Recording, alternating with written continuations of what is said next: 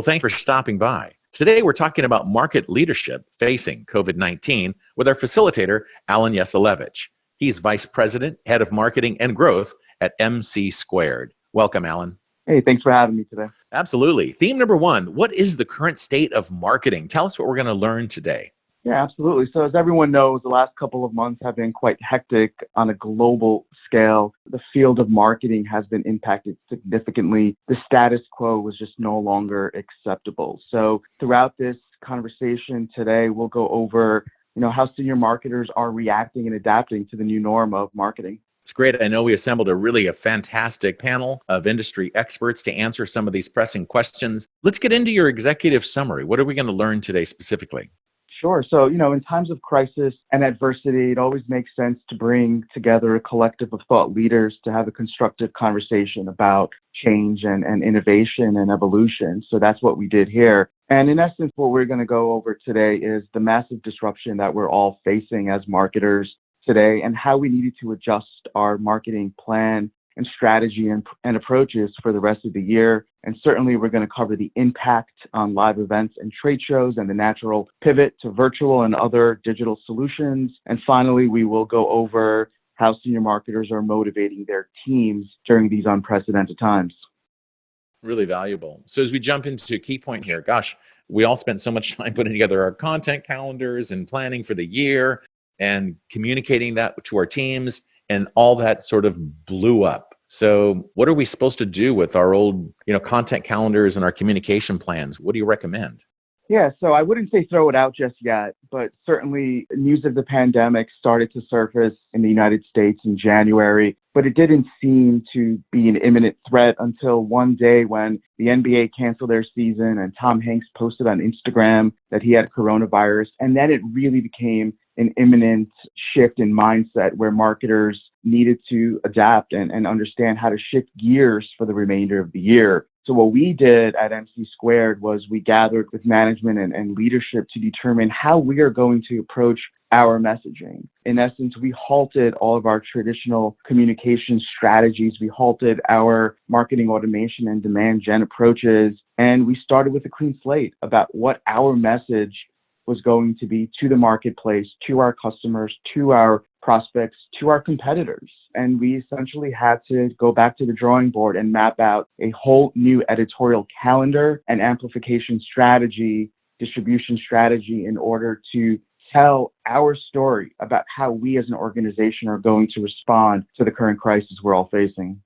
It's a little easier to probably stop your calendar than it is to, pull the plug on trade shows and conventions. What do you think is going to happen with these things? Because they're such an important part of our lives, right? Yeah, absolutely. And like many industries, the live events, trade show space has been significantly impacted. Obviously, without social gatherings, it's impossible for us to convene at a centralized location. So the way that we're approaching it as an organization is we are taking it day by day. We're actively monitoring both federal and local leadership to determine what's the latest information. We're actively engaging with associations and brands to determine what their game plan is for the rest of the year. But certainly we're being pragmatic and diligent and realistic about what the remainder of the year looks like for live events and trade shows. But the bottom line is, as a strategic partner to many notable brands, the way we approach it is we engage in an active conversation with our customers to determine what their goals are, specifically what their goals are within the realm of live events and trade shows. And then we try to determine if there are any alternative avenues to support their goals. And I think that's a good way to transition to the next point. I agree. So key point number 3 here, right? So this networking and business development, it's kind of out the window. So what are your thoughts there?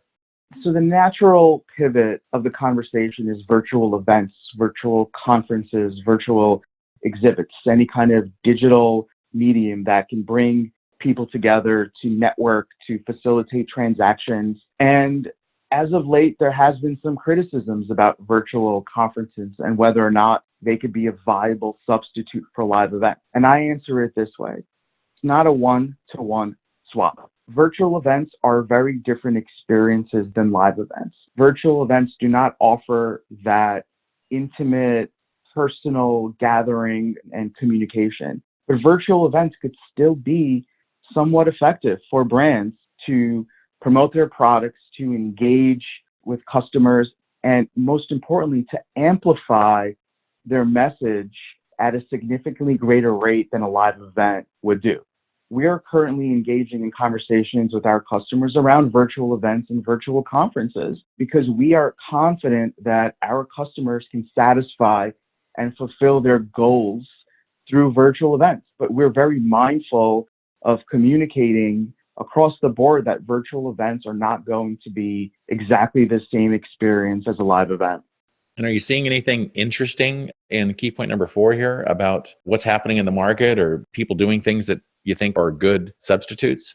Yeah, so it seemingly seems like overnight there's just been a windfall of conversation around what an optimal or an ideal virtual conference looks like. And what we found based on our due diligence and research is that different event tech software companies offer different suite of solutions. And when we bring this information to our customers, essentially what we figured out is we can customize the tech and the experience based on what the client wants. Some customers want an semblance of live streaming and recorded videos. And for them, that's enough to convey their brand proposition and value proposition to their audience.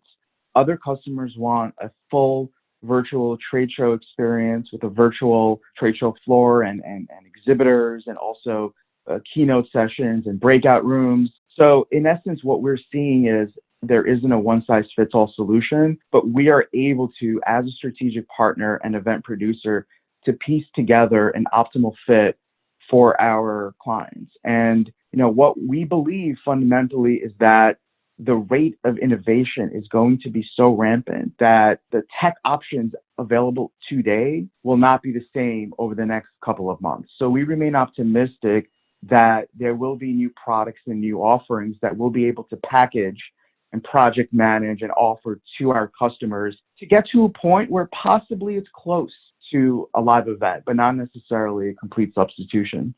Great. So Alan, why don't we end this with a little bit more discussion about marketing leaders. How are they leading teams? How are they communicating? And where are we going from here? Sure. And this extends to all leaders and managers of organizations at this moment in time.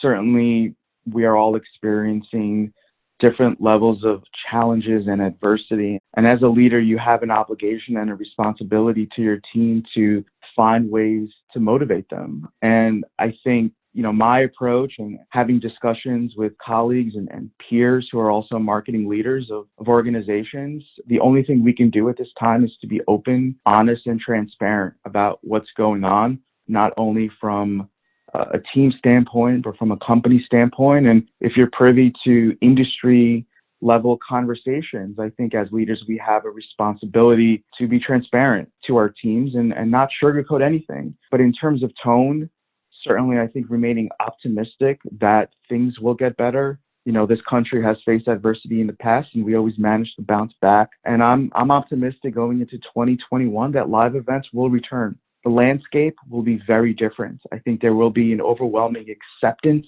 of a hybrid solution of live events and digital. And in essence, in the long run, I think it'll make the overall landscape of marketing more dynamic, more enthusiastic, and more productive for brands who are trying to achieve their goals, whether it's revenue generation, brand lift, social media awareness, or just being a good actor in society, which I think in the grand scheme of things and in hindsight, we will remember the brands who stepped up during this time and truly made an impact on society. What a great message. I agree with you, Alan. I can't wait to see what's coming next because it's going to be fantastic. Great panel discussion. Thanks for sharing the outcome. I do want to just give some special nod to these 3 panelists who really went out of their way to continue to contribute. But mostly I want to thank you, Alan Yeselevich, Vice President, Head of Marketing and Growth at MC Squared. It was a pleasure to hear from you today, Alan. Yeah, it's absolutely great having me. I really appreciate for the invite.